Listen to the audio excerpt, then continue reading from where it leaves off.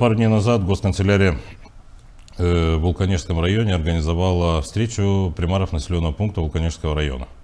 После заседания, то, что мы обсуждали проблемы в населенном пункте, начальник государственной канцелярии господин Чернев объявил и сказал нам, что планируется встреча визита премьер-министра в городе Вулканеж. Ну, естественно, центральная власть приезжает.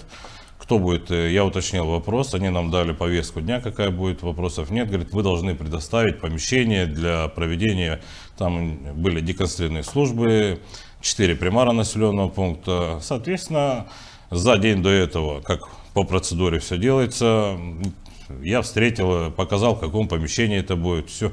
Каждый занимался своим делом на данный момент. Но вчерашний инцидент, как вышло, что господин примар, выходя с кабинета, взял флаг, вышел гагаузский, поменял на европейский. Официально могу заявить, что это ложь.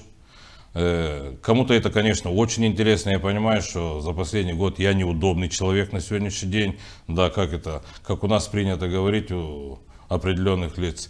Примар, социалист, пасмак. Понимаете? Все прекрасно понимают, что на сегодняшний день примары, они не политичные, может, они при поддержке, как мы, говорят, от партии социалистов приходили, но примар, когда вступает в свой мандат, он начинает заниматься хозяйством, а не занимается политикой, как у нас сейчас пытаются в информационном СМИ поменять и сделать так, что наши люди путаются и не могут понять, что происходит сегодня. Никакой флаг я не вытаскивал наш флаг автономии. Я морального права не имею, так как я житель Гагаузии, я гагауз, и в первую очередь я примар города Вулканеж.